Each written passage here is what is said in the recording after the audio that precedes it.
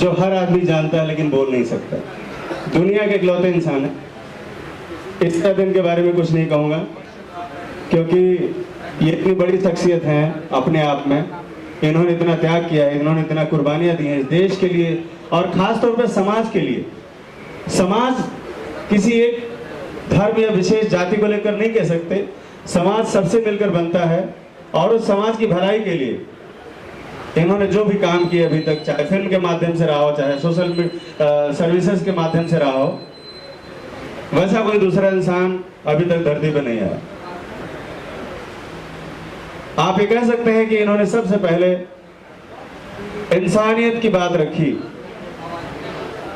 कि इंसान को धर्म के बजाय इंसानियत से पहचाना जाए और जो धर्म काट देने में, मार देने में, खून कर देने वाली बात करता है, उस धर्म के बारे में इन्होंने सबसे पहले सवालात उठाए।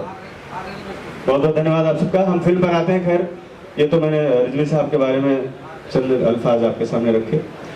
फिल्म की जो बातचीत रही उसमें हमारे लिए प्रेरणा भी भाई साहब ही थे।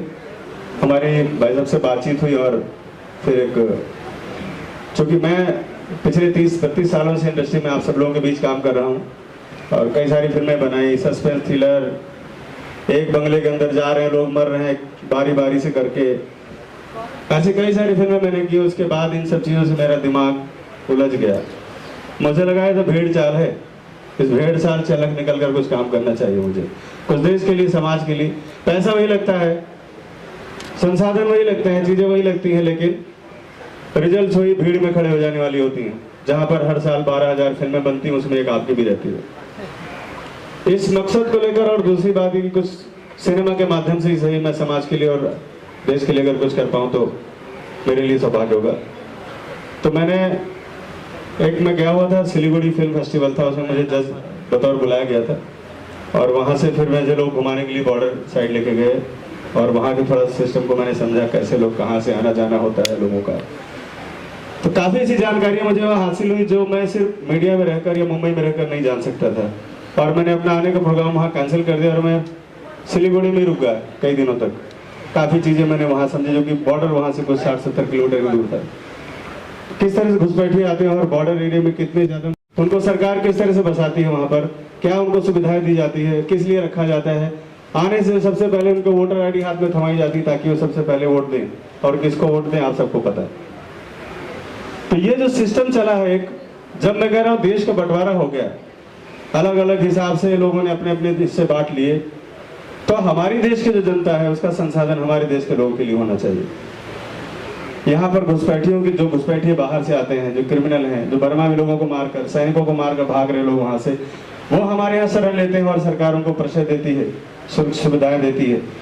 और उस बीच में जो एक आम इंसान है, आम नागरिक कैसे पिसता है, वो हमारी फिल्म की कहानी है। इस फिल्म के जरिए ज्वलंत मुद्दों को उठाने की कोशिश की गई है और मुझे लगता है जब आप फिल्म देखेंगे तो आप ये नहीं कह सकते कि प्रोपोगेंडा फिल्म है। जैसे लोग बोलते हैं प्रोपोगेंडा पिक्चर एक और आ रही है, तो प्रोपोगेंडा फिल्म नहीं है। और अगर ये प्रोपोगेंडा फिल्म है तो मैं यही कहूँगा कि ऐसी फिल्में ही हमेशा बननी चाहिए। अगर सच बोलने को प्रोपोगेंडा कहा जाएगा तो ये प्रोपोगेंडा चलता रहना चाहिए और ये प्रोपोगेंडा हमारे लिए गौरव की बात होनी चाहिए, क्योंकि सच बोलने की बात जहाँ पर आती है वहाँ पर बहुत सारे लोग अपने घरों में ऐशो आराम के लिए निकल जाते हैं, सड़कों पर कोई नहीं उतरता। तो ये एक फिल्म नहीं, एक आंदोलन है पूरे देश के लिए, बंगाल के लिए, जो हमारी टीम ने सब ने मेहनत करके इसको आज रिलीज तक लेकर आए हैं। जब मैंने फिल्म शुरू की थी उस वक्त हमने सोचा भी नहीं था कि एक दिन में फिल्म रिलीज भी होगी, क्योंकि इतनी सारी मुश्किलें थी, इतने सारे प्रॉब्लम्स थे। अगर ये फिल्म कल को सफल रहेगी तो मैं ज़रूर आपसे वो बातें शेयर करना चाहूँगा। फिलहाल अभी इतना ही कहूँगा कि आप सब लोग मीडिया बंधुओं से अनुरोध है कि फिल्म तो हमने बना दी है और फिल्म रिलीज होने की कगार पर आ गई है। 30 तारीख को रिलीज हो रही है फिल्म। अभी फिल्म जनता जनार्दन तक कैसे पहुंचती है वो आपकी जिम्मेदारी है। मैंने अपना काम, हमारी टीम ने अपना काम बड़ी ईमानदारी और बड़ी बेबाकी से किया है। इसके अलावा मेरे पास और अब शब्द नहीं है, क्योंकि ये बहुत भावुक पल है। धन्यवाद। भाई सब कुछ बोला। Hi to you and everyone for the media for coming, and thank you so much Saroj sir, Wasim sir for considering me for this role. तो जैसे कि आप लोगों ने पूछा कि मेरे को ये फिल्म जब ऑफ़र हुई तो मेरा रिएक्शन क्या था, तो मैं आप सभी को बताना चाहता हूँ कि मेरी जर्नी स्टार्ट हुई मैं दिल्ली में अपनी स्टडीज़ कर रहा था। I am an architect by qualification और अलॉन्ग साइड मैंने थिएटर ज्वाइन किया। मैंने 5 साल थिएटर करा है श्री राम में, जो मंडी थिएटर में मैंने मंडी हाउस में बहुत सारे थिएटर ग्रुप्स करे हैं। और साथ साथ मैंने अपना डांसिंग भी सीखा, मैंने मार्शल आर्ट्स भी सीखा, मैं ब्लैक बेल्ट। तो क्योंकि there is no fix book for becoming an actor, तो मैंने सब कुछ करा ट्रेनिंग। और then I came to Mumbai and I give auditions and everything. Sir मेरे को मिले और तनुज सर को भी मैंने ऑडिशन दिया था। तो उसके बाद जब मेरे को एक्चुअली जब मेरी फैमिली में है गोविंदा जी, कृष्णा, अच्छे एक्टर्स, मतलब मैं क्या बोलूँ, बट मेरा जो जॉनर है वो हमेशा रियलिस्टिक क्यों रहा है, क्योंकि I was always connected with theatre. तो जब मैंने थिएटर किया तो मेरे को काफ़ी, मैंने प्रेमचंद जी के प्लेस करे, बहुत सारे प्लेस करे, तो मेरे को हमेशा से रियलिस्टिक सिनेमा की तरफ इंक्लिनेशन थी। तो ये फिल्म मेरी डेब्यू फिल्म है और एज पर माई लाइकिंग, तो I guess definitely I opted and said definitely I do this film. क्या बात है याजुर, बहुत बेहतरीन जर्नी तुम्हारी रही है और बकायदा ऑडिशन देके आए हो। सनोज जी के मामले में मान सकता हूँ कि वो कॉम्प्रोमाइज़ नहीं करेंगे, उनको ऑडिशन चाहिए, लुक फिट चाहिए, तो वही आप इस किरदार में आएंगे। मगर क्योंकि ये फिल्म जो है कंट्रोवर्सी में रही है और ऐसा सब्जेक्ट है द स्टोरी, जैसे मैंने बताया सर ने ऑडिशन लिया, मैंने अभी पिछले 3 साल से मैं आई एम शूटिंग और ये मेरी फर्स्ट फिल्म रिलीज़ है, मेरे बहुत सारे गाने रिलीज़ हो चुके हैं और मेरी वेब सीरीज़ भी हो चुकी है। अब मेरी इस साल और 2 फिल्म रिलीज़ हो रही हैं, बड़ी फिल्म हैं और सब में आपको एक I always opt for subject oriented with character is the lead. So मैंने हर जगह ऑडिशन दिया है, बिना ऑडिशन के लिए मेरे को किसी डायरेक्ट कॉन्टैक्ट पे कोई काम नहीं मिला है, मैंने हर जगह ऑडिशन दिया है। और रही बात नेपोटिज्म की, मतलब बेनिफिट क्या है कि ऑब्वियसली मैं बचपन से इस लाइन से जुड़ा हुआ हूँ, मैं शूट्स पे जाता था, मैंने लाइव प्रैक्टिकल नॉलेज बहुत मिली है।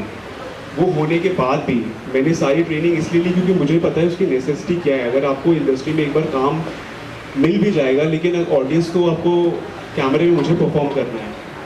आई डोंट थिंक सो कि वो कृष्णा परफॉर्म करें, गोविंदा जी मुझे परफॉर्म करना है, तो मुझे उसके लिए ट्रेनिंग करनी थी और मैंने पूरी ट्रेनिंग लेकर आया हूँ मैं यहाँ पे। तो I guess hard work is the key to success. और बाकी ठीक है, थोड़ा बेनिफिट ज़रूर मिलता है कि हाँ आपको नॉलेज रहती है, आपने शूट्स देखे हैं, तो यू आर कनेक्टेड, बस that is the benefit which I get and I always get support from family and I guess और एवरी फैमिली सपोर्ट्स। फैमिली को कौन नहीं सपोर्ट करेगा? एब्सोल्युटली।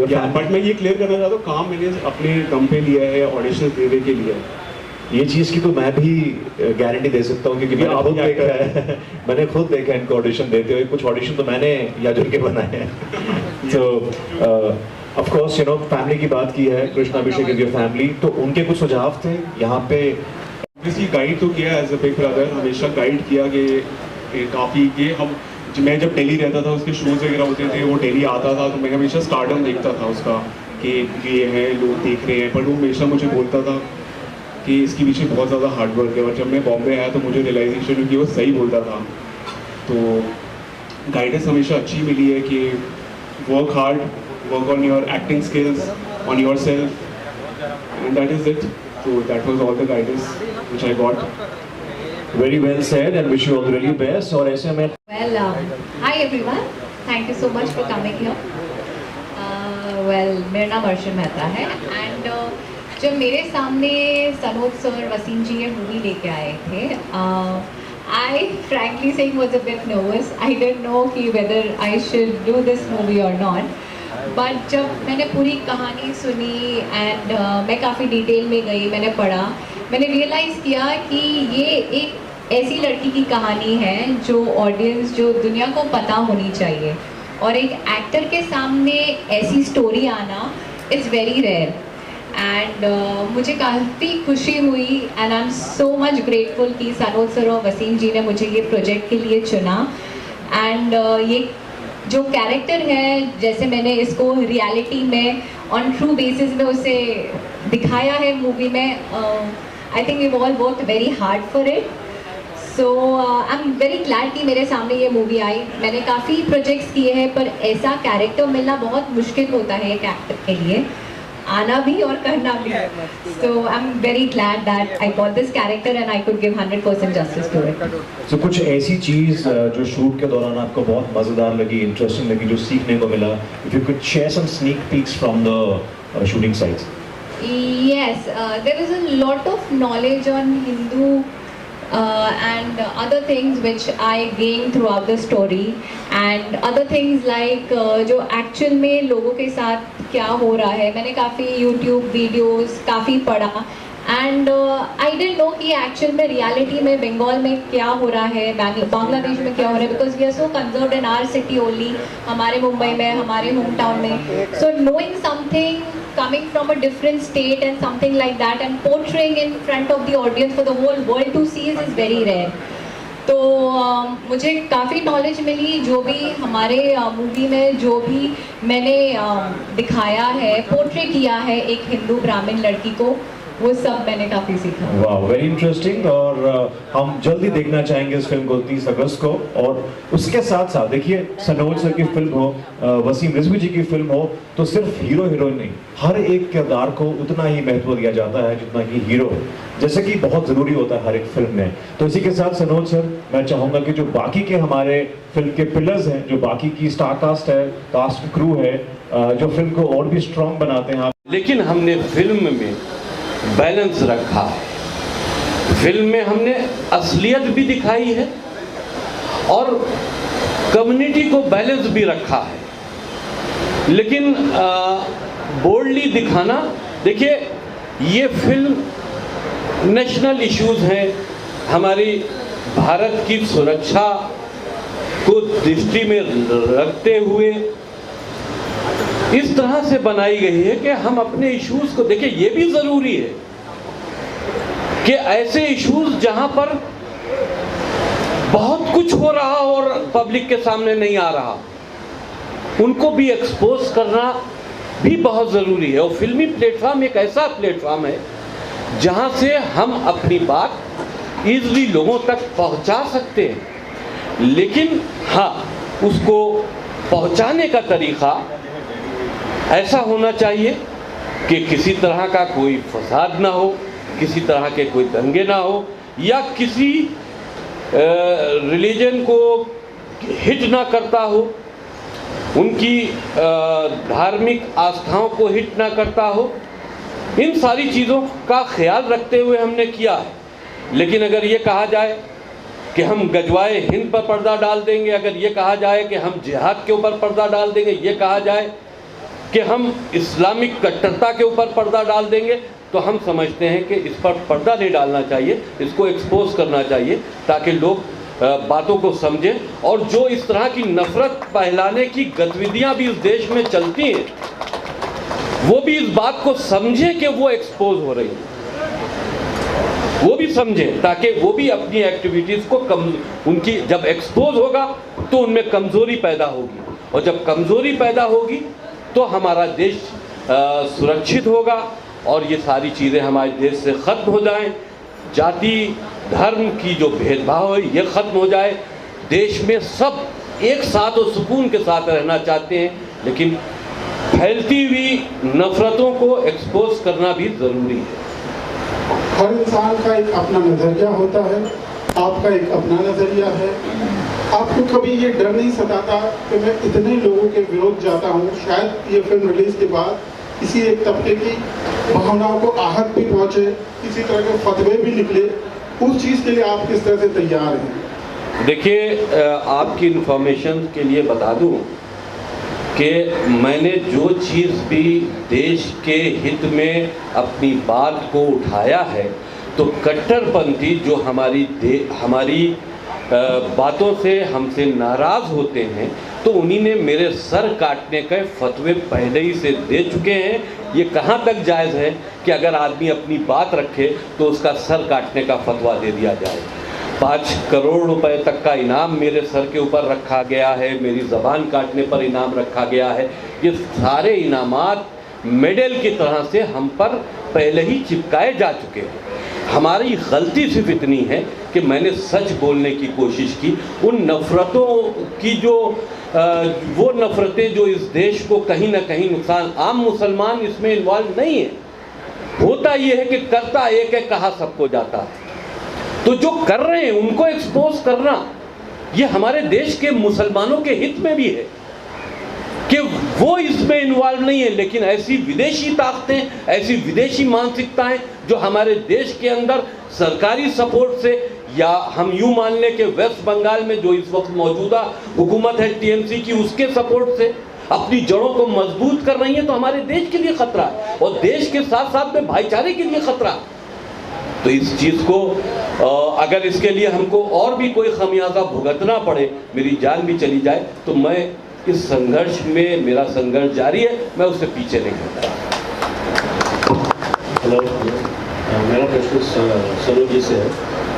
सर, इसका पहली बात तो आपका बहुत शुक्रिया कि आपने ऐसे पिक्चर बनाई, और ये एक रियली आई ओपनिंग है हम सब हिंदुस्तानियों के लिए। तो मेरा ये सवाल था कि आप इस जब भी मूवी आपने कहा था कि आप रुक गए थे थोड़े दिन वहाँ पर, पूरा हर चीज़ का आपने मुआवजा किया, और कहीं तो ऐसा होगा कि वहीं पर वहाँ पर भी आपको डर भी लगा रहेगा जब इन्वेस्टिगेशन करते हो, तो लोगों को पता चलता है ना आप किस मकसद से उसको। जी, तो ऐसा कुछ अनुभव हुआ था कि आप बता सकते? ऐसे अनुभव के बारे में जो आपने जैसे कहा, तो चूँकि मैं जब स्टडी के लिए जैसे गया हूँ तो मैं अपनी तैयारी के साथ जाता था, आम पब्लिक में घुल मिल गया, छोटे से होटल में रह गया, छोटे से होटल में खाना खाया, इधर उधर घूमने टहले, लोगों से बातचीत किया। वो चूँकि अकेला रहता था इसलिए मैं अपने आप को सुरक्षित कर लेता था। असल चैलेंज मेरे लिए तब हुआ जब मैं शूटिंग करने के लिए पूरी यूनिट लेकर बंगाल पहुंचा। वो ज़्यादा चैलेंजिंग था क्योंकि वेस्ट बंगाल पहले से ही FIR दर्ज कर चुकी थी हम लोगों पर, और फिल्म बगैर बंगाल के पूरी नहीं हो सकती थी। उस फिल्म को उस हालात में पूरी करना जहाँ पर आपकी 100% आबादी बांग्लादेशी लोगों से भरी हुई हो, वहाँ पर शूटिंग करना ये बहुत बड़ा चैलेंज था। और ये इस पर बड़ी अच्छी फिल्म बन सकती है, सस्पेंस थ्रिलर, कि किस तरह से हम लोगों ने वहाँ पर, और कैसे कैसे हमारे कलाकारों ने डेयरिंग के साथ जो हम प्लानिंग करते थे रात में होटल में, उसके बाद अगले दिन उसको एग्जीक्यूट किया जाता था। कुछ लोग बीच में गड़बड़ भी करते थे, तो वो सब चीज़ें भी संभालना बड़ा एक चैलेंजिंग था। और जहाँ तक रही डर की बात, तो आप सोचिए सुंदरबन जैसी जगह जहाँ पर हमारे पास बहुत कम संसाधन थे, लोग थे ज़्यादा, 6 दिन 8 दिन का शूट करना, पता नहीं किसको टाइगर कब उठा ले जाए, सांप किसको काट ले, कौन सा एक्सीडेंट हो जाए वहाँ पे किसी के साथ, क्योंकि वो जानवरों से भरा हुआ जंगल है पूरा, और इंसान नाम की चीज़ वहाँ पर आपको सैकड़ों किलोमीटर तक नहीं मिलेगी। तो वो भी बहुत बड़ा अपने आप में टास्क था, और हम सब लोगों ने उसको मिलकर पूरा किया। जैसे हमारे एक्टर्स लोगों ने हमको बहुत, एक्टरों ने सारे ने बहुत सपोर्ट किया, क्योंकि वैनिटी वैन भी तो 1-1.5 किलोमीटर दूर रहती थी, तो कपड़े चेंज करने जाना, फ्रेश होने जाना, बहुत सारी मानवीय जो चीज़ें होती हैं, इंसानी चीज़ों के लिए भी हमें बहुत सारे स्ट्रगल करने पड़ते थे। और उस बीच ये डर बना रहता था कहीं राज न खुल जाए तो हम लोग यहीं से ही निपट जाएं। और जिस वक्त मैं यूनिट लेकर निकला था तो मुझे ये ऐसा लगा था कि मैं बहुत गलत करने जा रहा हूँ, अपने साथ साथ में करीब 70-80 लोगों की और जान जोखिम में डाल रहा हूँ। लेकिन सब लोगों के इरादे बहुत नेक थे और चीज़ें बड़ी अच्छी हुई। धीरे धीरे करके हम लोगों ने फिल्म को पूरा किया, टास्क को पूरा किया। Thank you. क्या बात है सर। ऐसे और भी बहुत सारे फिल्म के मिलने का जहाँ तक सवाल है, तो सनोज मिश्रा जो डायरेक्टर हैं वो मुझे कई सालों से जानते थे, और हम लोग कोशिश कर रहे थे कि एक साथ काम करें। तो इसमें ये चीज़ बनी और हमने साथ में काम किया। ही फाइंड आउट मी, उन्होंने ढूंढा मुझे और मुझे बुला के रोल दिया। तो this is about my character, about the film. और फिल्म के साथ जो भी घटना है सारी उन्होंने ऑलरेडी बता दी, तो हमारे लिए कुछ बचा नहीं बताने के लिए। हाँ, ऑलरेडी इतना बड़ा स्टेटमेंट हो चुके हैं। तो अगर कुछ और क्वेश्चन आप पूछना चाहें तो हम जवाब देंगे आपको। अल्फिया।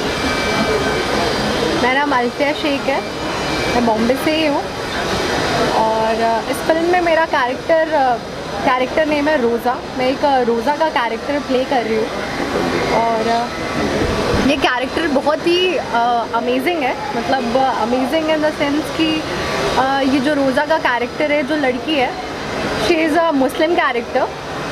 और एक होता है किसी को अट्रैक्ट करना खुद की तरफ कि आई एम मुस्लिम गर्ल, तुम भी कन्वर्ट हो जाओ, ऐसा। तो इस फिल्म में बेसिकली ऐसा मोटो दिया हुआ है कि मुझे ऐसा लोगों को अट्रैक्ट करना है खुद की तरफ कि तुम कन्वर्ट हो जाओ, तुम ऐसे हो, तुम्हारी चीज़ें ऐसी हैं। बट जब मैंने ये कैरेक्टर प्ले किया, जब ये फिल्म मैंने की, it's my first movie actually, तो मैंने भी खुद से भी बहुत सारी चीज़ें सीखी कि मतलब I am also Muslim girl, Mohammedan हूँ मैं। बट जब मैंने मूवी करी तो मुझे भी बहुत सारी चीज़ें सीखने को मिली इस चीज़ कि कैसे सारी चीज़ें होती हैं।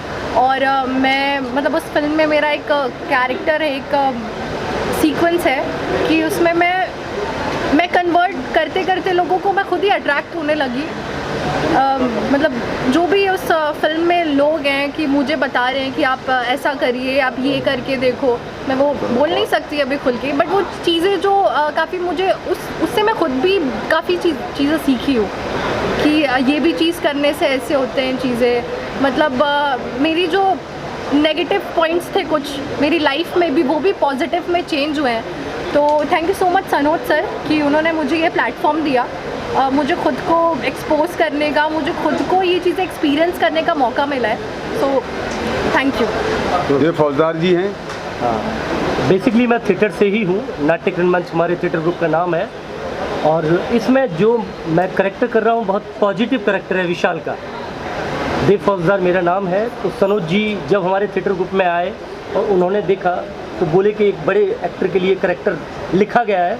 तो मैंने कहा सर आपको लगता है क्या मैं कर पाऊँगा ये? बोले कि नहीं आप ही कर पाओगे। तो वो तो फिल्म बताएगी कि कैसा करेक्टर किया है, बट मैंने कोशिश किया कि पूरा ईमानदारी से मैंने अपना चरित्र निभाया है। आगे फिल्म देखिएगा। तो कहीं ना कहीं ये फिल्म एक तरह से वायरस है। और ये फिल्म ना, ये जो हमारी फिल्म है ये वायरस की वैक्सीन है। इसका जो सब्जेक्ट है वो वायरस है और ये फिल्म का जो संदेश है जो कहना चाहता है कहीं ना कहीं वो वैक्सीन है।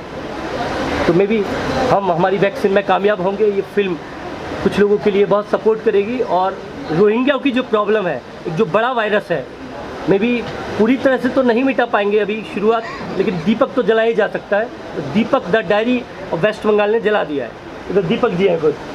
नमस्कार जी, मेरा नाम दीपक। इधर जाओ। इनके स्टूडियो में हुई हमारी वर्कशॉप चल रही थी, तो उन्होंने विजिट किया, कैरेक्टर मतलब ऑडिशन ले रहे थे वो फिल्म के लिए, तो वहीं मुलाकात हुई और फाइनल हुआ।